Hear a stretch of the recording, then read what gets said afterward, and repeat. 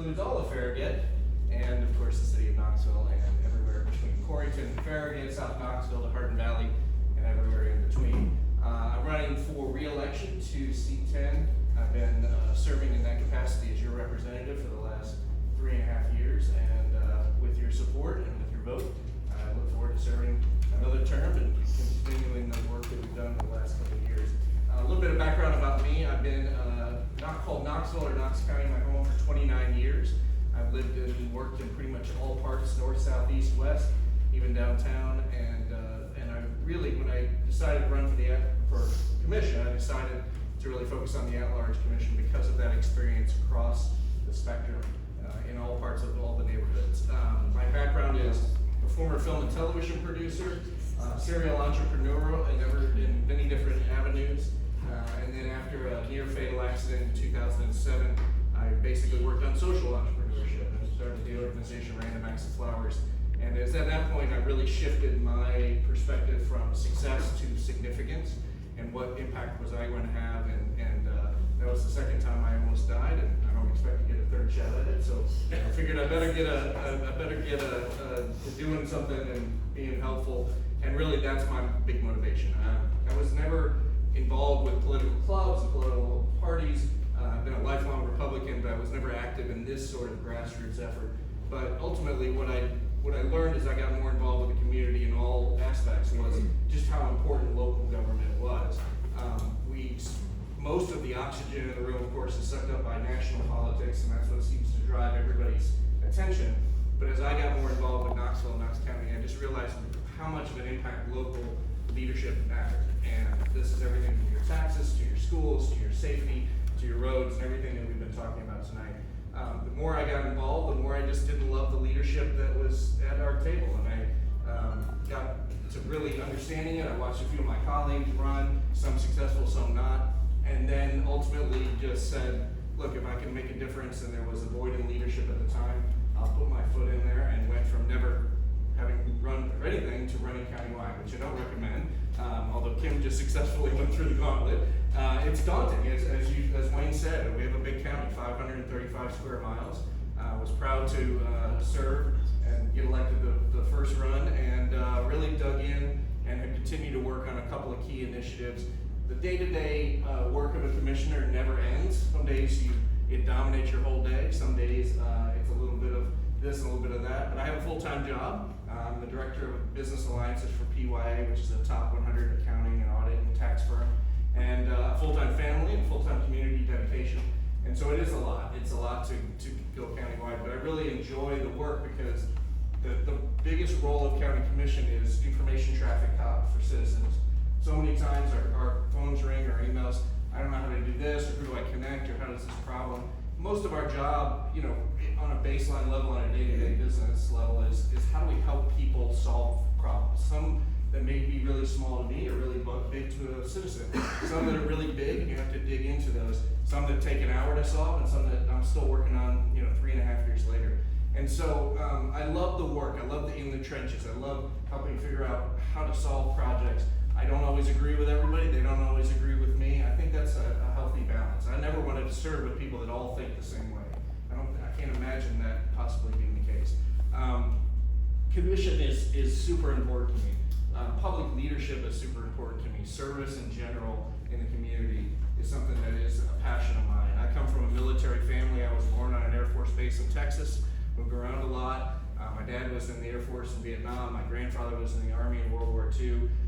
We understand what it means to serve, but I was a Cold War kid. It was a different time, and I really see this as my time to serve my community. This is the dedication that I've put forth. I take it very, very seriously, and I work really hard at it. I love the projects that we've been able to solve. We've been able to put government buildings back on the tax rolls. We've been able to find big economic drivers for our community. We've challenged or faced a lot of big challenges along the last 3.5 years. Of course, we've been through a global pandemic. And there's a lot to be proud of. There's a lot to learn from. I'm one of those, Bob and I were just talking, I'm a constant learner. I'm a guy who reads all those reports and all those studies and tries to better understand it and make the best decision. So I wake up every day trying to say, how can I be helpful? What's the problem in front of me? What can I solve today? I don't try to tackle everything all at once. But I think if you look at my record and you look at at the stuff that I have been involved in, whether it's a tangible project like the helipad that we just put in Corrington, that is a long, long way from people that are gonna need medical assistance that will save lives. That's a really tangible project where government worked with the private sector to build something that's gonna save somebody's lives, all the way to recreation and safety here in the North Shore Corridor. I'm working on a Greenway project there, our cleanup and flood mitigation efforts in Beaver Creek, my unwavering support for law enforcement, and everything in between. I hope that you'll see that that is a body of work that is worthy of your representation. I hope you'll vote for me and keep Republicans in the majority. I'm really, really dismayed at 1 in 10 voters in Knox County showed up in April. 1 in 10. Unbelievable. We are complacent, we are lazy, and we need to engage, and we need to understand what leadership and get behind people and get people to vote. I've never seen a time where less people are engaged. We just had our budget meeting last night for Knox County. We agreed on how to spend $954 million of your money. Not one citizen showed up. Not one. That says something, okay? So I love serving you. I do everything I can to be accessible. I will do a monthly newsletter to explain to you exactly what I'm doing as a commissioner. I answer my phone. I come to meetings. If you have an issue, I'll show up. 100% of events I don't get invited to, I don't attend. 100% of things I don't know about, I don't work on. Gotta call me. I'll be happy to help you as best as I can. I hope that I'll get your vote in August and be your commissioner for another term. And I appreciate the opportunity to speak tonight. Question for you. Sure. I think all of us are concerned about the apathy you see in the voters. I haven't heard a lot of ideas about how to help turn it around. What are some of your thoughts there? Well, first off, I know that there are some things that are set by the state and some are by the timing. Honestly, I think election day ought to be on a Saturday. I know it's a tradition, I know what it is, but if you put it on a day where you're not battling what you have to do, it's a small thing, but if we made it election day on a Saturday, I don't know the mechanism to do that, I think more people would participate. Honestly, I think if we had more access to early voting, like we have 10 early voting locations, I think almost 60% of voters voted early. That shows that people, they want to go anywhere and participate. Yet on election day, we still follow a very, very old and archaic precinct system. And the number one issue, Chris Davis will tell you, he's been here before, the number one thing on election day is people call and say, wait, I thought I could vote at Rocky Hill. No, you're supposed to go to Dean Hill. And they go on with their lives and it's busy. I think that we could get to a point where we had 10, 20, 30, however many we need to do to be legally compliant voting locations that were permanent. You're open for early voting, you take a break, you go to the same pen, you can go anywhere. If you're in Farragut on that day, show up and vote. Just show up and participate.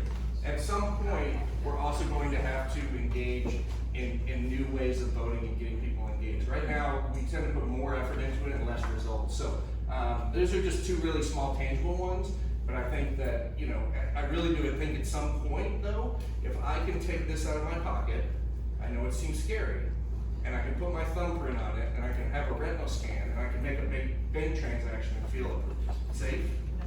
We've got to get to a point too where we use technology to allow people to vote. I don't know what that looks like, I don't have the answers to that, but we're moving so fast as a community that our time is this short. So the idea of more people taking more time out of their lives to participate is different. I just think we've got to figure out a way to adapt. Thank you for, I want to hear Charm Allen, so I'm going to get out of the way, because she's super cool and I'm not. So thank you very much, I appreciate it.